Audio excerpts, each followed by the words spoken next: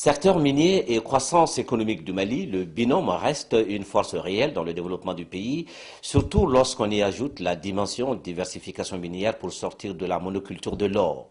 Les efforts déployés par le gouvernement pour encourager cette tendance reçoivent déjà un écho favorable auprès d'un opérateur minier malien, Aliou Boubacar Diallo. Promoteur de la première mine malienne Codieran, déjà en production, il se lance maintenant dans la première exploitation malienne du gaz, décidément un pionnier. Moi j'aime trouver, j'aime chercher, j'aime trouver. Un risque bien calculé qui, depuis quelque temps, a abouti à la mise en route d'une nouvelle société Petroman, entendez Pétrole du Mali. Le projet voit le jour suite à une convention de concession signée entre la société Petroman SA et le gouvernement du Mali pour l'attribution du bloc 25 dans le cadre de la recherche pétrolière.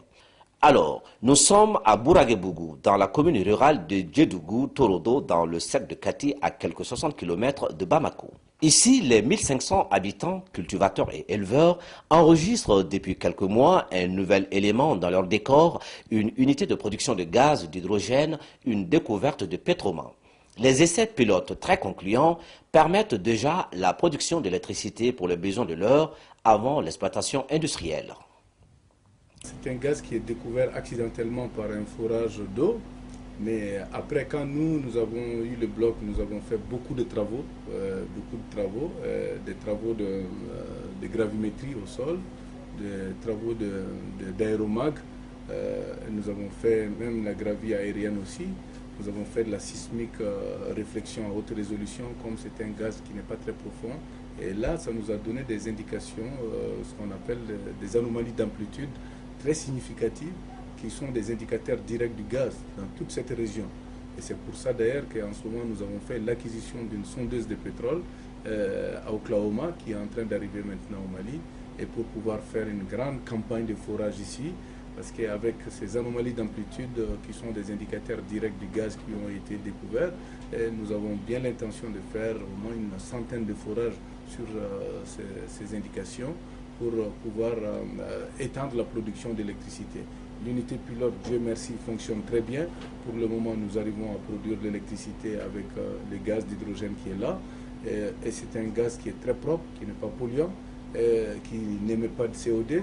C'est même un projet qui est éligible au crédit carbone. Le gaz malien de Bouraguebougou, certainement l'une de ces découvertes qui balise le terrain et favorise la marche du Mali dans sa logique de paix et de développement. Donc je pense que ça donne beaucoup d'espoir au Mali et aux Maliens. C'est même l'occasion aussi de lancer un appel à nos frères du Nord, parce que comme je le dis souvent, derrière beaucoup de conflits armés, des mouvements séparatistes, des rébellions, il y a des enjeux pétroliers, des enjeux miniers. Donc je vais les informer tout simplement que le pétrole peut-être pour lequel ils se battent ou le gaz n'est peut-être pas qu'au nord seulement. Il y en a en plus de l'or au sud et à l'ouest, nous avons aussi du gaz et du pétrole au sud.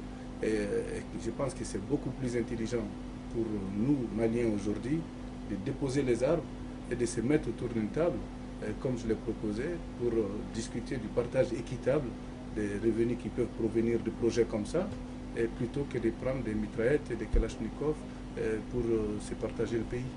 Si pour l'instant, l'unité pilote permet de produire de l'électricité pour les besoins du laboratoire de contrôle et d'enregistrement des données et produire par la même occasion de la glace gracieusement offerte aux habitants du village, les analyses en cours annoncent des possibilités plus importantes.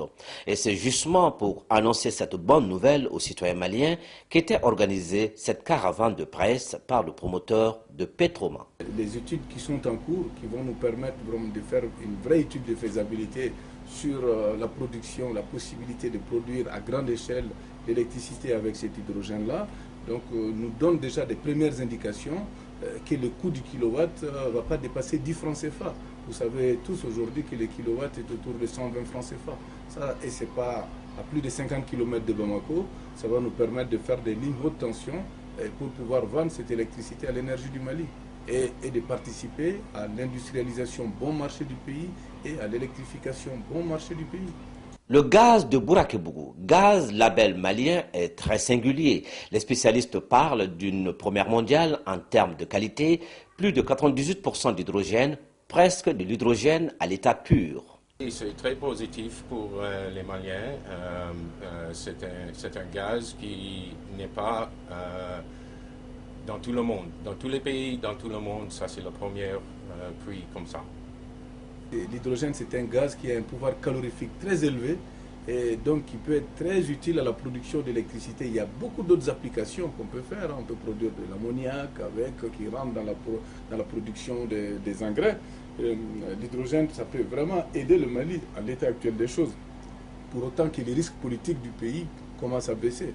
Et je pense qu'avec des projets comme ça qui suscitent une grande curiosité scientifique de la part de toutes les communautés scientifiques que je connais à Calgary, à Alberta, qui travaillent dans le domaine pétrolier, cette découverte de gaz presque à l'état pur suscite tellement d'enthousiasme, suscite tellement de curiosité, que je me dis que ça peut donner envie même à ceux qui ne sont pas maliens de devenir maliens.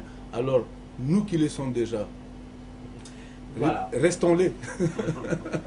Alors, il y a de quoi être fier et surtout optimiste lorsqu'on sait qu'au-delà du gaz d'hydrogène qui est déjà une réalité et en se basant sur la présence du méthane aussi confirmé dans la zone, l'on espère ici sur la présence du pétrole. Nous sommes convaincus qu'au-delà du gaz d'hydrogène qui est déjà une réalité et de la présence du méthane qui est confirmée, et nous sommes persuadés qu'il peut y avoir aussi du pétrole dans cette zone.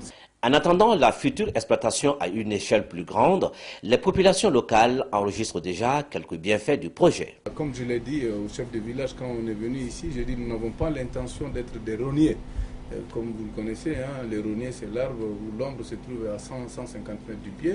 Donc nous voulons que notre présence profite à proximité. Donc qu'il y ait des actes de développement communautaire dans le social, comme nous avons fait dans la mine. Nous avons déjà commencé à étudier la possibilité de construire une école ici, une école à Torodo, un centre de soins et puis une mosquée. Et le maire a dit d'ajouter également la construction du marché et nous allons bien le faire. Et on ne va pas s'arrêter là, on ira beaucoup plus loin parce que nous avons l'intention de faire même des routes parce que ça c'est quand même très proche de Bamako.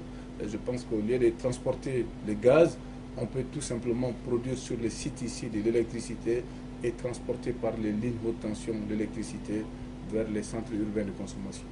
Le Mali dans le club des grands producteurs d'or, c'est une réalité. Le pays producteur de gaz de qualité supérieure, ça promet.